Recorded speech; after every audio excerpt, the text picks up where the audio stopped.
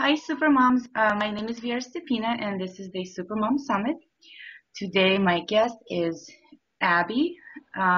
She has a master's degree in social work, and she worked with abused and neglected teenagers for 14 years before her son Jack was born.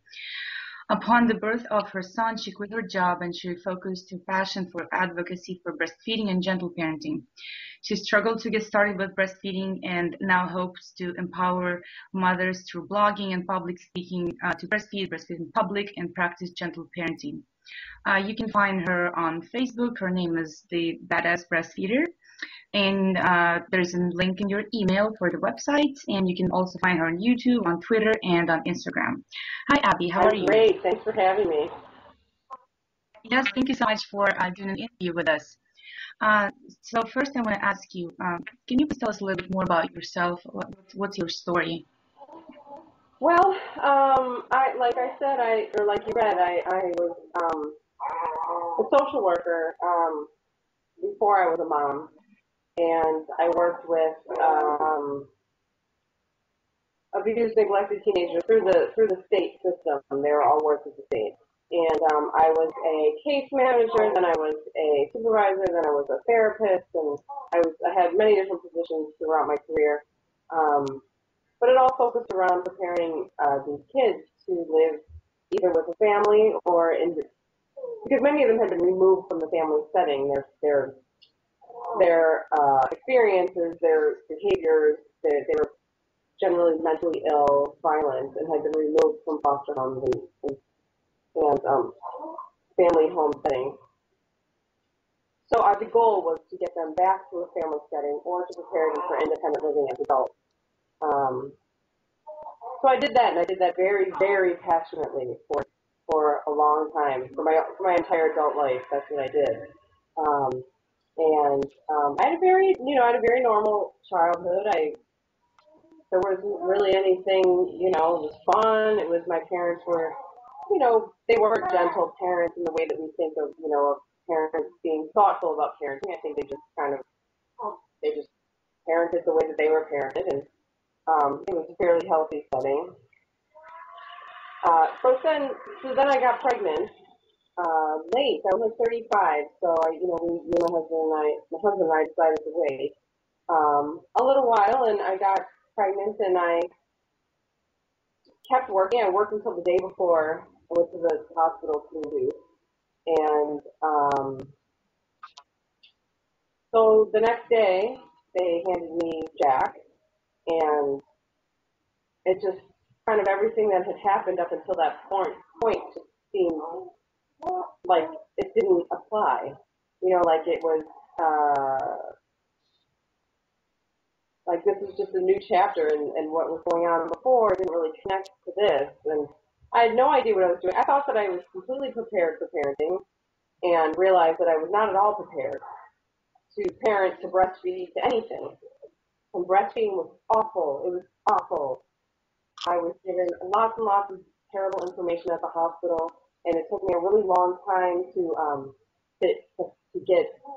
get back to a healthy nursing relationship with Jack. And when I did that, I kind of looked back at that experience and was like, wow, that was intense. So where did I found this drive and this passion and this strength to get through that I didn't know that I had. And I realized that was the mom, the mom part of me that we all have, as moms. So that's what motivated me to start blogging and breastfeeder, and that experience with Jack in the hospital led me to plan a completely different birth for my second son, which was a home birth, home water birth, and it was just incredible. And breastfeeding, we had a few problems in the beginning, but I also knew where to look for help now this time. So we dealt with it really easy. We dealt with it really quickly, and now this is where he is all the time. So you said you had problems breastfeeding Jack when he was just born. And, I kind of ran into the same problem when I had my first son 4.5 years ago. I had no experience whatsoever. obviously, it was my first baby, and I did not have any friends with kids. I don't have a mom. My mom passed away 13 years ago this year, and I really didn't know like where to go for support or for help or for information. And I felt like the nurses, they were kind of just they were doing their job, but they really didn't care. There was a location consultant that came and checked on me, and they were really rough. They were like they were like, pushing me to use all of these devices. And I actually ended up pumping for 6 months and just giving him milk in a bottle because the breastfeeding never worked out for me, with my first baby. It was really discouraging, and I felt like, I failed at something really important, something that I should have provided for him as a mother, and I didn't. And although the second baby, I had him at the hospital again. It was a different hospital, but this time I educated myself, prior to the birth. And they were trying to give me advice, and I told them, you know what, why don't you just leave and leave me alone with Michael? And we actually worked it out fine. So, like, what do you think do you think something changed in the hospital environment at all? Do you think there's more support now, or it's kind of the same as what it was with you and Jack? Yeah, I mean, that was just 3 years ago, and I don't think a lot of things changed over 3 years. But there are a lot of hospitals that are taking these breastfeeding family. It's called a family friendly initiative, I think, and they are trying to be more breastfeeding friendly and try to get more reliable breastfeeding information in the hospitals. However, that's not all hospitals, and it was definitely not the hospital that I was at. And it doesn't sound like it was the hospital that you were at either. And, I think that we can talk about all these like individual problems and all this, everybody's having all these problems breastfeeding. And I think it all comes down to the fact that it's not a common thing in our culture. It's not normalized in our culture. And people are uncomfortable with it, and if they're not uncomfortable, then they're uneducated. And if they're educated, then they're still dealing with a the majority of the culture of being it's not normal here, and that leads to a lot of misinformation. It leads to a lot of isolation of mothers. You know, we have hospitals have protocols, and that's one of the weaknesses of a hospital setting is that they have policies, protocols that are not necessarily in the best interest of the mother.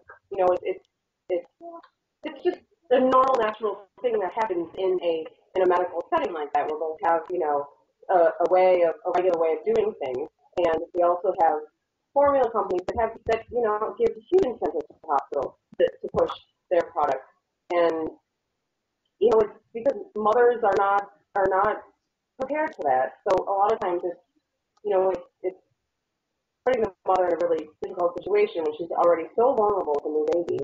And then she has all this information, and like what Jack, they told me when he was 24 hours old, they told me that he was starving and that I had to give him formula. I wasn't making enough milk, he was starving, and I had to give him formula.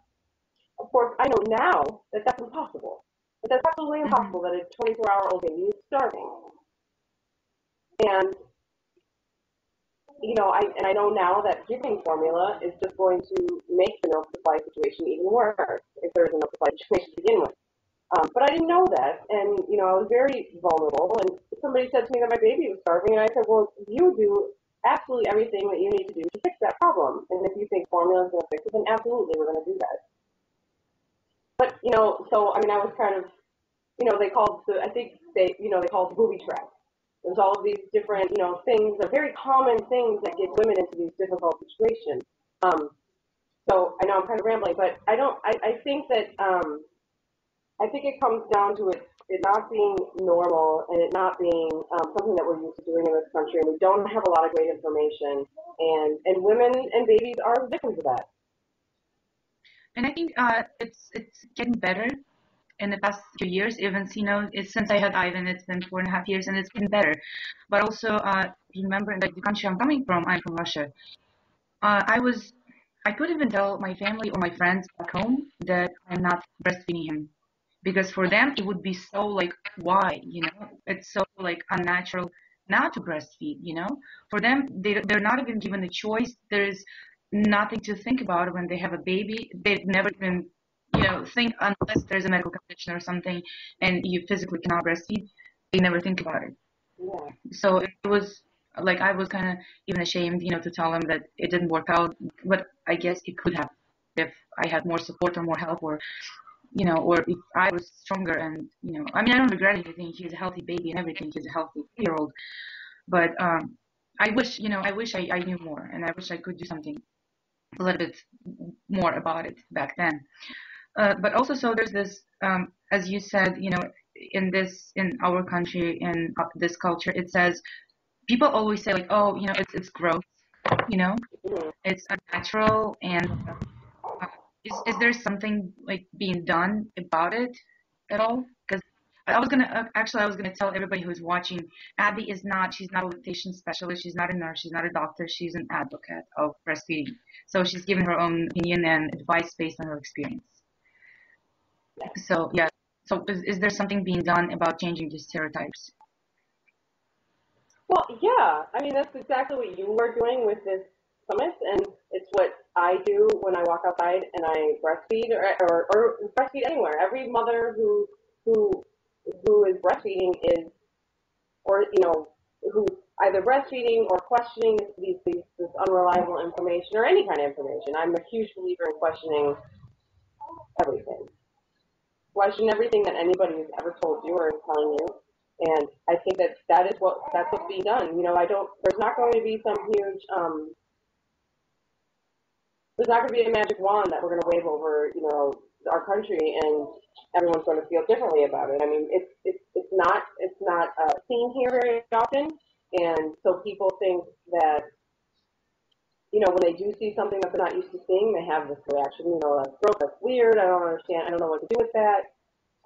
And that's just a symptom of the larger problem, which is, it's the fact that it's not normal, and we could even go so far as to say that it's a woman's issue, it's a feminist issue, and it's a power and control issue with the state of the culture right now. So we are really the only ones who can do something about it, us mothers. We are the only ones that we can't turn to anybody. It's like when your baby is crying and you are like, for me, when I became a mother, for me, what was so moving was that I'm it. I'm not babysitting and a baby's crying and I can hand it to its mother. I'm not, like I'm it. When the baby, I don't have anyone to turn to. I'm responsible for this baby. And I think that that's the same. It's a very fluid thing, that just translates right into our responsibility well, not our responsibility, because, if a woman chooses not to breastfeed, then by all means she doesn't have to. But we are the only ones who can change this by breastfeeding in public, by just showing the world and being nurturing to our children. I mean, that is what is going to change this. And that's the only thing that can change things, in my opinion. And Jack is still nursing, right? You still nurse Jack? I do.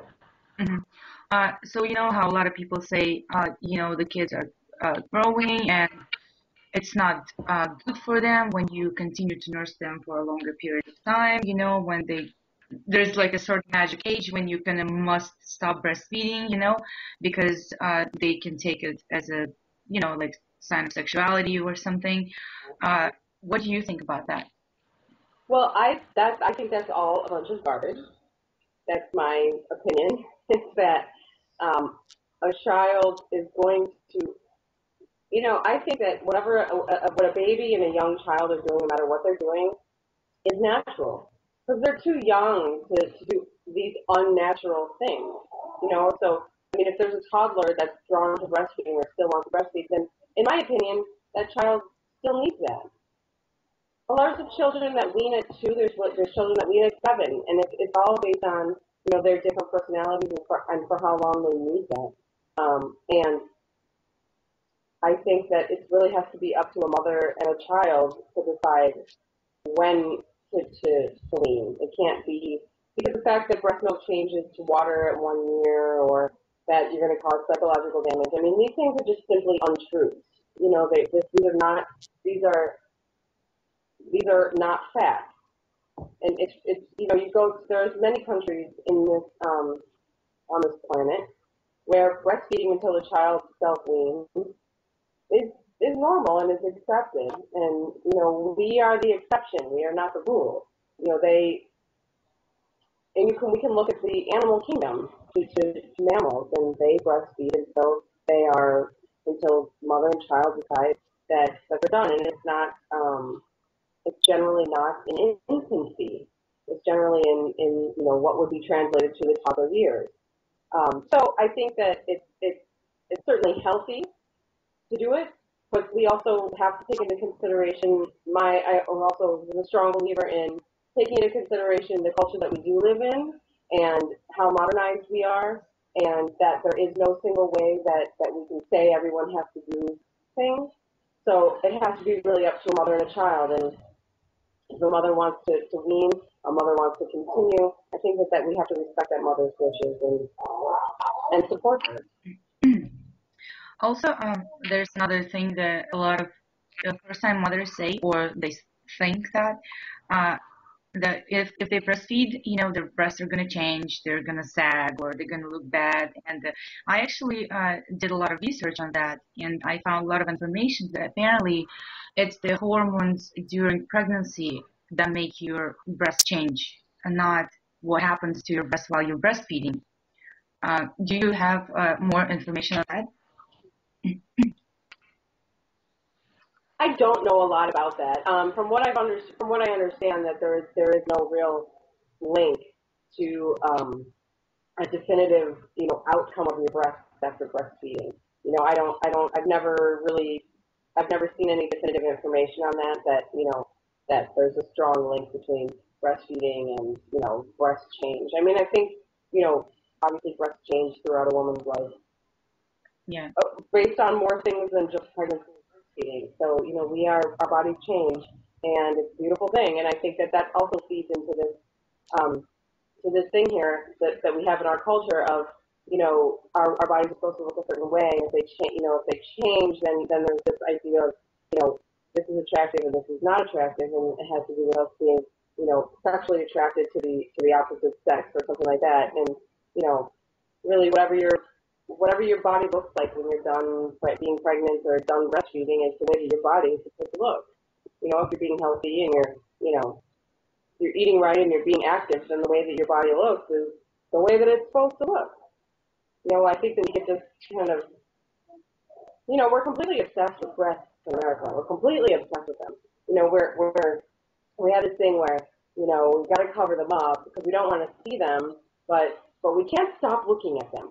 You're not supposed to see them, but people can't stop staring at them. You know, so I think that that whole thing feeds into to this, you know, breasts are supposed to look a certain way, women are supposed to look a certain way, and again, that really gets into this kind of power and control thing that goes on with women here. You know, that we are not in control of our bodies, that the great society is, and they decide kind of what we're supposed to look like. And Yeah. I guess my answer is like it kind of doesn't matter.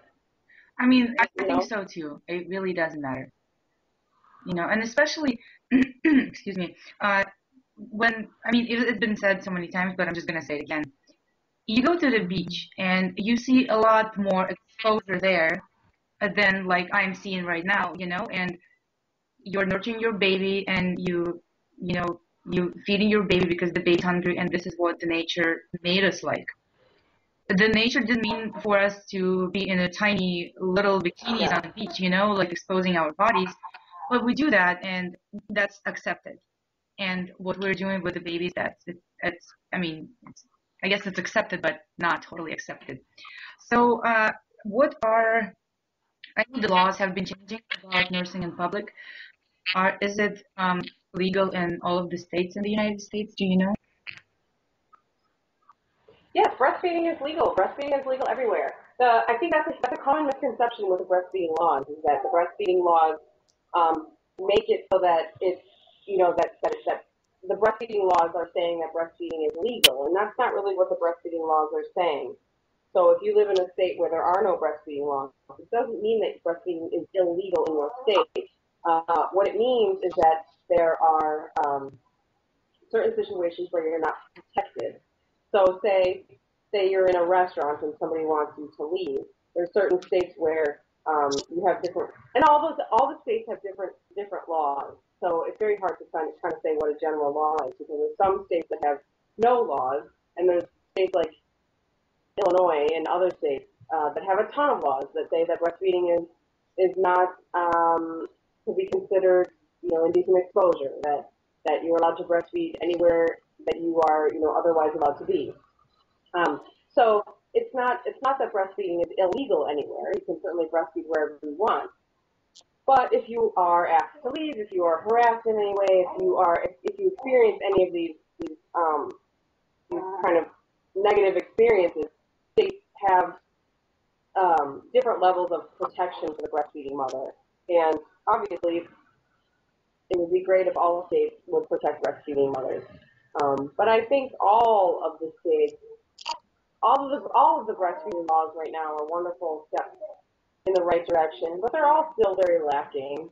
There are still situations in every state where a breastfeeding mother could find herself without a certain level of protection.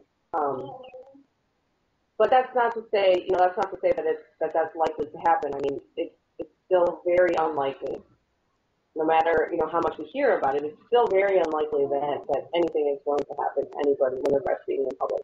The majority of women go through their entire breastfeeding relationship with no incidents, with no one saying anything to them, nobody harassing them. So the incidents that do happen, while they are absolutely unacceptable, and while they're wrong and while we need to work on breastfeeding laws, they're still very rare. There was this incident not that long ago here in San Diego where I live, and you posted about that story on your page about this woman breastfeeding, and she was escorted out. What happened? What exactly happened there? I kind of looked, but there was too many articles about it. I never found out the truth. Are you referring to the one who was at a concert? Yeah. So from what I understand, and this is just my understanding of reading the same articles that you read, Exxon's going to join us because he's apparently done eating. He's sick. So apparently she was at a concert. She was at a concert with her child, and she was breastfeeding. And shortly after breastfeeding, she was approached by security and then asked to leave the seating area. So I think what her version of the story is that she was approached by security because of her breastfeeding. The other side of the story is that she was approached because she was sitting in the pit, which is apparently what the close to the speakers is called, and that they were concerned about her baby's well-being as far as hearing, the volume in his ears. So it's still well, I mean, there's the breastfeeding mother's story, and then there's their story. So it's just one of those unfortunate situations where a mother is kind of caught in the middle of this, and she feels like she's been harassed, and I'll always take into consideration how a mother feels, what happened, regardless of what happened, what her version of the story is. But yeah, it's one of those. It's just one of many incidents where breastfeeding seems to be a part of the story, either partial or all. It was because it was really surprising for me to see a story like that, because in California in general, but especially here in San Diego, I have a lot of friends. I mean, I have a huge network of mothers with kids of all different ages. Some of them nursing mothers, some of them chose not to breastfeed. I mean, everybody's choice. But there have been a lot of events, like nurse-ins, and they were like doing public nurses in front of schools, and there was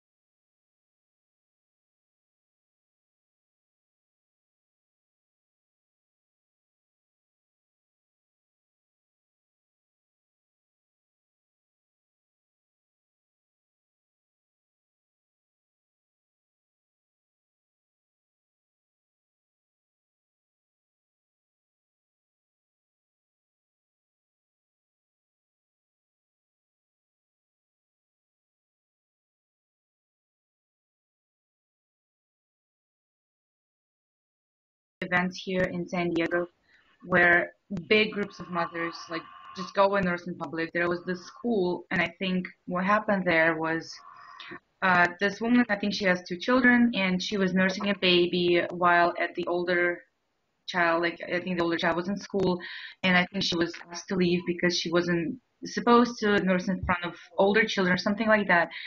So it was surprising for me to see that what happened at the theater because it's it's really not like this here for the most part. So I honestly I don't even know uh, what happened there. I don't know if we ever find out. Yeah, what the thing is about these incidents is that it's generally somebody who is misinformed, about it, who isn't aware of laws that protect breastfeeding mothers, or who isn't aware that or just has their own personal opinion, and then they take their opinions and they apply it to a situation where it's inappropriate for them to apply their personal situation, their personal opinions. And that's what happens a lot of times in restaurants or these businesses where actually they, have policies that protect mothers, um, but an employee who's just ignorant of the policy acts upon their own will. So yeah, it does. Unfortunately, that's actually, I think, the majority of the incidents. It's just somebody who's misinformed, and usually, I don't know about this particular incident. I do remember that. I do remember that incident.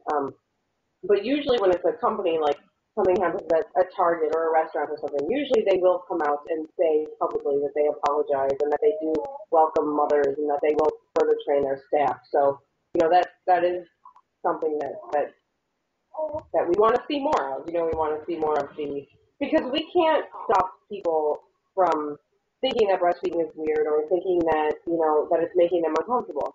All we can do is continue to do what we're doing, which is breastfeeding and breastfeeding in public and accepting the apologies of businesses and supporting them in their efforts to support us. So I know a lot of times, well, I shouldn't want to say a lot of times. Sometimes a business will apologize, and I kind of get this sense that people are like, well, that's too little, too late. And I kind of want to say, but they're trying, and that's all we can ask for. Is that we have to, we have to allow people to try because we still live in a culture where it's not normalized, and we have to expect that things like this are going to happen, and we have to support people who are trying to support us. Because Facebook apologized to you, right, for removing the photos. They officially apologized. They did. That was so.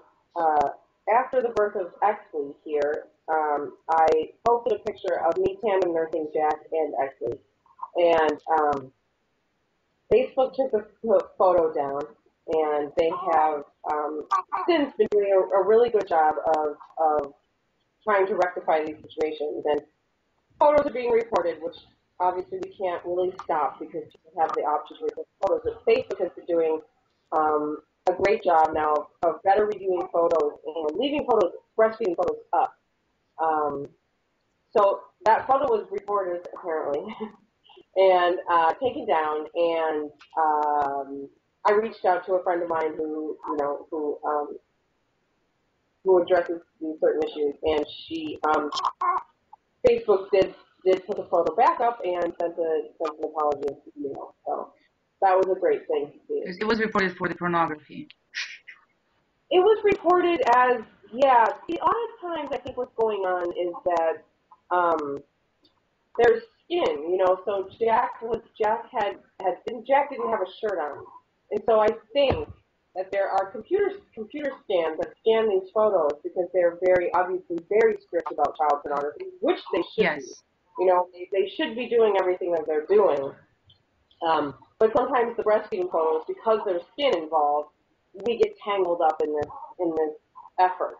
So I think that's what happened, is that Jack's shirt was off. I mean, obviously I had two babies on. There was probably a lot of skin exposed. So I don't think that Facebook has a war against breastfeeding mothers. I don't think that Facebook, is out to get us. I think that they are out to get certain people that I think that they should be out to get. And that it's because think about it. Facebook is scanning and monitoring trillions of photos every day. You have to expect that there's going to be some problems when it comes to, them trying to put in a computer program in place. Because the computer can't make a decision like that. Yeah, absolutely. Uh, I wanted to move on to wanted to talk about gentle parenting a little bit because it Right? seems like people talk about it a lot, but what is it exactly? What is the approach there? Yeah, what's the approach for gentle parenting? What is it? Okay, you're breaking up a little bit. So what the question was, what is gentle Yes, what's parenting? the approach for gentle parenting? Well, the way I got exposed, to me, gentle parenting is more of a general term. I was exposed to this term through attachment parenting, which I became exposed to through my breastfeeding problems with Jack. So I was really struggling with Jack, and I turned to the internet, turned to Doctor. Google to help me with my problems, and I was reading everything I could find about breastfeeding, and through that I started finding more things about attachment parenting. So natural childbirth, co-sleeping, and baby wearing.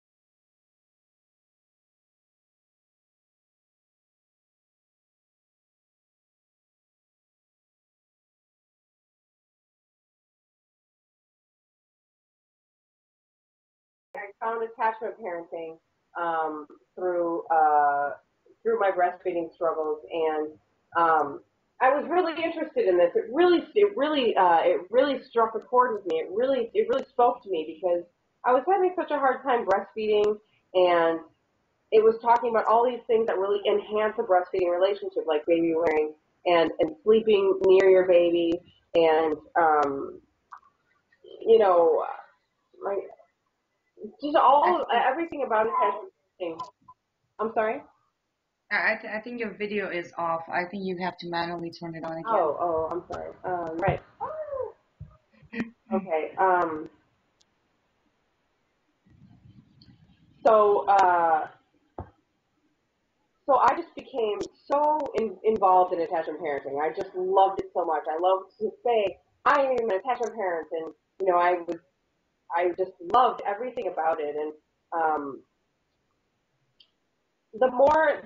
the older my child got, and the more I got involved in, and then I started having to deal with more than just breastfeeding and baby wearing. I was starting to have to deal with temper tantrums and things like this that attachment parenting it talks about, but it's it's such a specific term, and I sort of turned to this other term, gentle parenting, just because it seems more general. It just seems more general. Attachment parenting is a specific term, Dr. Sears in the 70s. Um, Mhm. so I started using gentle parenting, and it's just, to me, gentle parenting is really about, we could go on for days about gentle parenting. And really what I think it is seeing the world through your child's eyes. So from birth to adulthood, you can look at the world through your child's eyes and focus on your relationship with them. So, natural childbirth is obviously something that it would focus on because your baby is not going to be exposed to certain, drugs. Like I had an epidural with Jack, and I met Jack, and I was like, I was so out of it, I could barely, even connect with him. So these are certain things that are going to help us connect with our babies upon birth. And then breastfeeding obviously is something that babies are born to do. So so that's one of the values. Baby wearing keeps your baby close to you, and then you get to a certain point where they're toddlers, and you start with all of these things that they're saying no, and they're having temper tantrums, and they're they're just becoming their own child, their own person, and gentle parenting wants you to focus on their perspective. So, your child's having a temper tantrum, and it's just making you want to pull your hair out and scream, which, that's a totally normal reaction.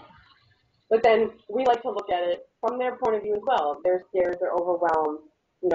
It's a perfectly appropriate developmental behavior for them to have, and trying to help them through it by connecting and understanding what their perspective is, and always taking into consideration their developmental, where they are developmentally. So I think that that's generally, just seeing it from their eyes and what they're capable of doing at that point. Does it mean that you don't set boundaries and you let him do whatever he wants to do because that's what he wants to do? Yeah, that's a common misconception, is that gentle parenting is permissive parenting, and it's not.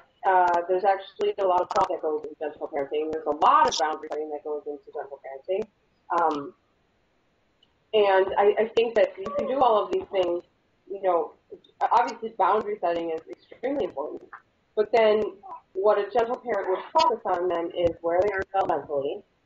So if you have a 2-year-old, and you want to you're out to dinner, you want to set boundaries, to keep them safe, but you also want to sit there and have dinner, so you want your child to sit still. Asking a 2-year-old to sit still is asking too much. Yes, exactly. That's where we kind of start right there. A 2-year-old isn't capable of sitting still. They're not developmentally not capable of sitting still. So a gentle parent is going to take that into consideration, and they're going to.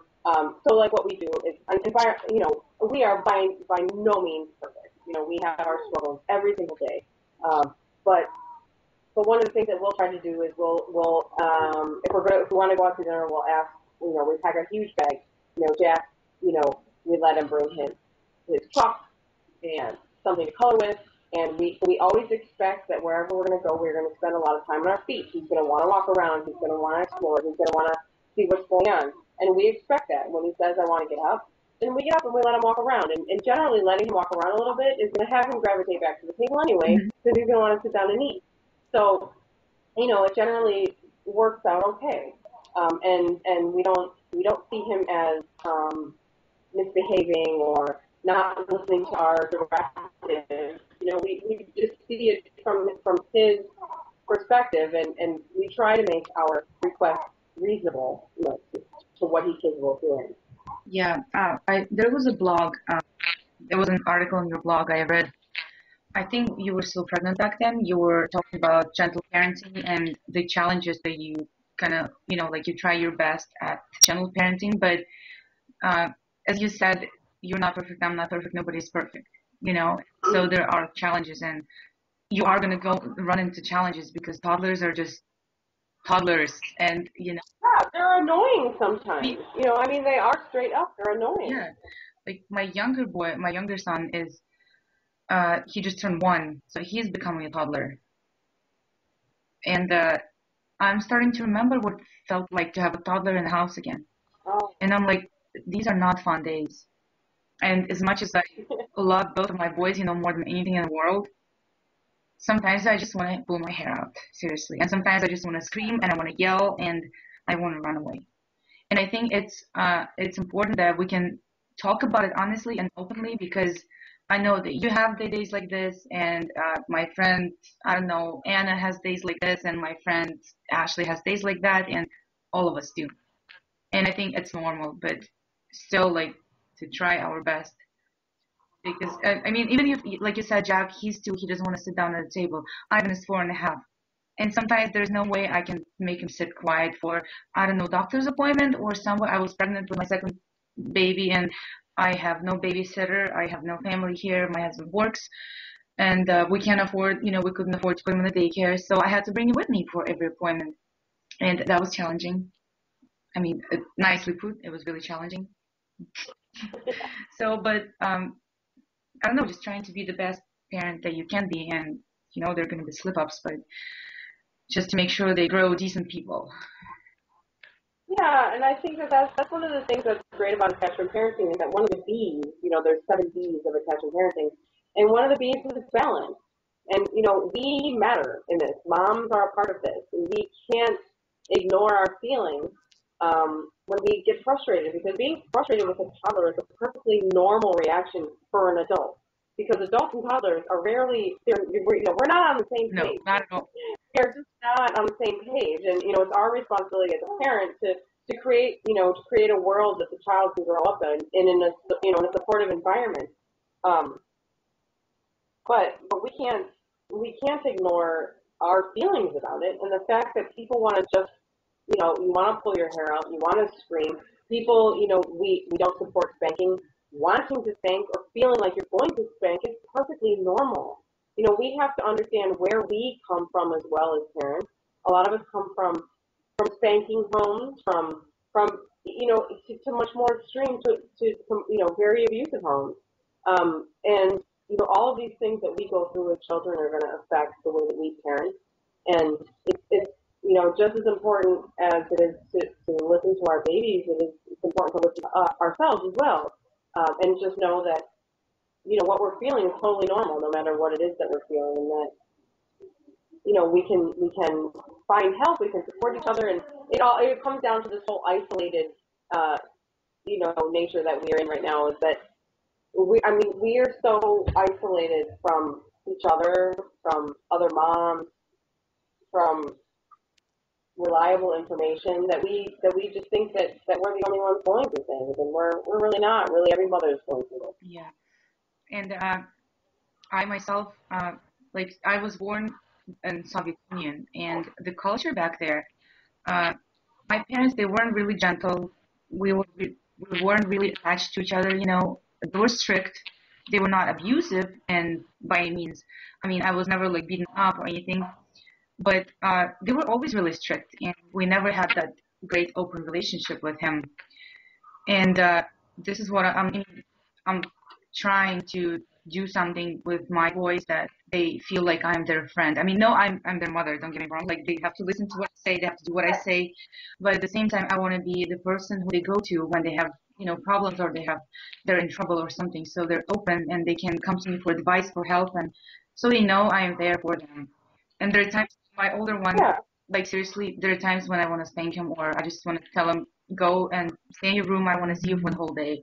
And it's really hard to fight that feeling, because you're so angry, like you're so frustrated, and it's hard.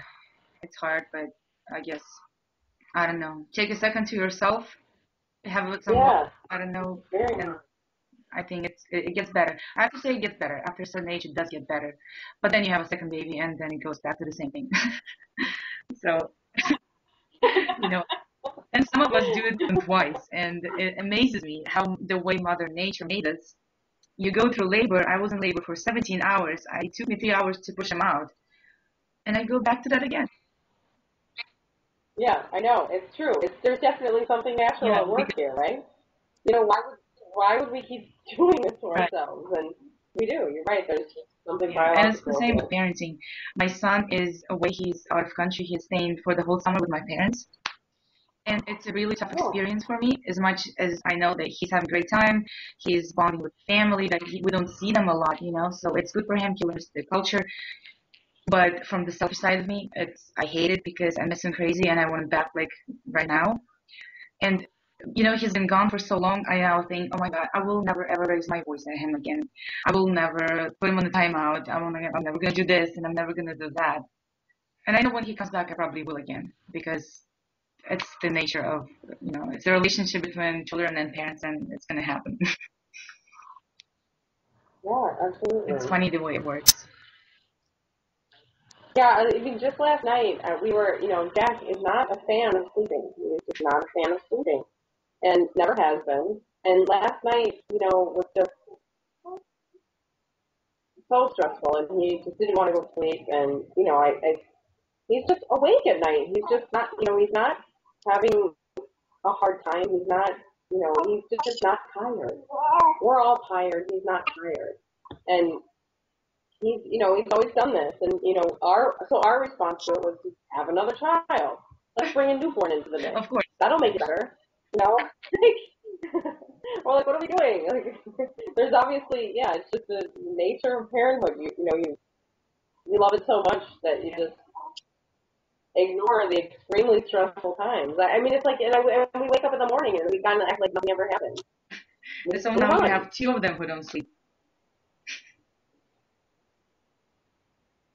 And now we have two. Yeah. Well, he, actually sleeps pretty good. Well, I mean, good. I mean, he sleeps the way he sleeps. As good as sleep. But I think we understand more now what goes on. We understand that he's going to wake up frequently. We understand that he's not going to want to sleep for a really long time in a bassinet because he's going to want to be with us. We've already been through all of this with Jack, so I don't, you always hear this, it's easier with the second, and I don't know if I really believe that the second child is easier. I think it's us. I think to me that's so different. Every peep out of Jack's mouth, I was about ready to bring him to the ER.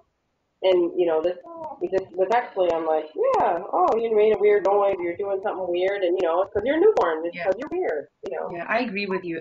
I don't think it gets easier, it's just you get so much better at it. And I think I look at it from a different point of view right now, from a different angle, how I've been through this before, and I know exactly this is going to happen, and it will happen, and I will go through this, and we're going to be fine. Yeah, I mean, I find Jack was so challenging as a newborn and a toddler, and now we have a newborn, and Jack's still the challenging one. It's like he's just kind of he just kind of hangs out, and Jack is like, Jack turned 3 last month, and I'm like, you are just always going to be the one who's teaching me about gentle parenting and how hard it is. And how I hate to say it, but I thought it gets easier when they turn 4. It turns out a 4-year-old is even worse than a 3-year-old. Yeah, because they start to have their own opinions, and they need to choose the color of their shoes, and apparently the shirt with the dinosaur is not good enough anymore, and it has to be a shirt with Iron Man or something else. And I just bought 7 shirts with dinosaurs. Oh God! I look forward to that. I look forward to going broke. So I actually enjoy having a baby. I mean, he's walking, he's a toddler, but he's still a baby. And I look back and I think, why didn't I enjoy the first baby as much? I was always like rushing for him, start walking, start talking, do this and do that. And now I'm like, I'm so glad that he didn't walk until he was 1. Everything I wasn't worried, and if he doesn't talk for another 2 years, I'll be glad. Fine. Yeah, I hear you. We're obviously still just starting out with our second. So I actually now understand people who used to say to me, they grow up so fast, enjoy it. I finally started to understand that because. Yeah, well, I'm still looking forward to understanding that because I'm still like, are you out of your mind? You are not. You're not parenting my child because it's not going by fast. Or the other thing my husband likes to say is it goes by so fast, except when you're in it. It's in hindsight that it goes by fast. It's not in your day-to-day life where it's like as I always say, the days are so long, but the years are short. Like, I look every birthday, I look back and I'm like, I can't believe it's like it's gonna be 5 years in January, and it's unbelievable. It's been so long. But I remember the days. I think once they start sleeping well, you kind of relax a little bit more. Yeah. I can't wait for that. I can't imagine Jack sleeping one day well. I'm pretty sure one day he will eventually. I don't know when. My older son slept with us until he was 3.5, and just 2 months before the baby was born, he finally moved out of my bed, and that was a big day. Oh. So yeah. So to wrap everything up, I just wanted to ask you one last question. What do you think a balance is? Like a balanced life, a balanced family? Like what's a good advice to somebody who wants to have more balance in their life between family, work, babies, kitchen, like I don't know, housework? You know, I don't know. I don't know. I'm the worst. I'm the worst person to ask about that because I think that. Well, I think any mother, we really do struggle to balance because we want to give our children so much. We want to give them everything, and it's really easy. It's really the first person who gets things taken away from them is you. You start, cutting out showers, then you cut out healthy meals, and then maybe you cut out your job altogether, and then maybe you start cut out your hobbies. Certainly, it's sort of it's another one of these natural reactions to having a baby that you give everything to your child, and I think that that's okay to do. And one other thing I guess I could answer this is what do I wish that I could do better? I wish that I could listen to my own feelings a little bit better. When I'm feeling tapped out, instead of staying connected into this moment where it's just draining, draining, draining. I wish I could just say, I need to think about me now. I need to step away. I need to maybe spend the afternoon by myself. You guys stay with daddy. And I struggle with that. I'm like, oh, I can't leave. Oh no, I can't. I can't be away from them for too long. And then when I'm gone, even if I do go out, then I'm thinking all the time what's going on, and I want to go back home. And you know, I think it probably gets a little bit easier when kids get a little bit older and they're not as dependent on you. Obviously, Yeah. Exy right now is dependent on me for, just basic living. Um, so it probably gets a little bit better. But, I would say stay connected to some sort of passion, something that you're passionate about, so that because your kids are going to go off to college and then it's going to be like just you and your husband and stay connected to your partner, and husband, whatever it is, whoever your partner is, so that when they do go off to college, you guys still have a relationship and that you have something, something that you can do, something fun that you can do, like a hobby that you can, go back to, or a career that you can go back to, or something that's going to fulfill you.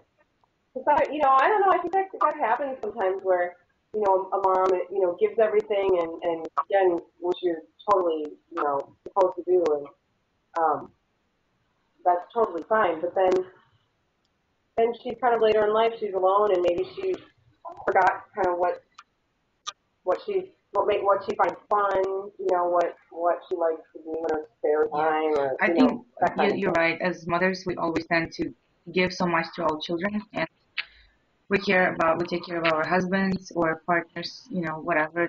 We have to keep the house clean. We have to keep the laundry done, folded, whatever ironed, and there's food on the table, and we forget.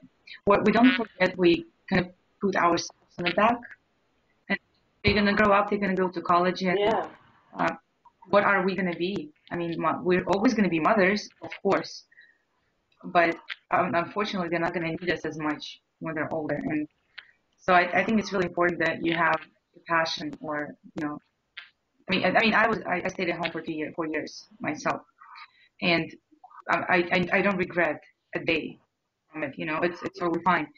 But I was able to find something that I'm really passionate about, and I think it's better for my children, for my family, that I have something that I care about so much. It makes me happier, and therefore it makes them happier as well. yeah, yeah. I totally agree. Yeah, and I mean that's what your kids are going to want to see. They're going to want to see a happy mom, and not wanting going to see somebody who completely forgot Yeah, all the things that make her an individual. They're going to want to see. They're going to want to see you, doing, just as much as you like to see your kid, learning about themselves. I think our kids like to see that well. about I'm us gonna let you too. go. It's been a while, and they need to walk or something. Abby, I wish he could just take you, like, seems like he wants to walk away. I wish he could well, just I don't walk know. around, but Mine can walk around, and it's trash that's got its can and downside too, yeah. cabinets and everything. But anyway, Abby, thank you so much for your time, for your honesty. Thank you for being open. Thank you for Yeah, doing what you're doing. I think you're doing a wonderful thing, and I hope people can learn more about breastfeeding and about just doing what you're supposed to do, I guess, by nature. So uh, this is the yeah, Supermom Summit. My name is Vera yeah. Stepina, and this is Abby Thurik, right? Did I say your last name good? Thuring? Okay, and there's a link in the email, and there's information on my Facebook page and on the Summit page. Please go and look at resources, do your research, and I hope everybody enjoyed the interview. It was a pleasure talking with you, Abby. Thank you so much. Thank you. Thanks for having me.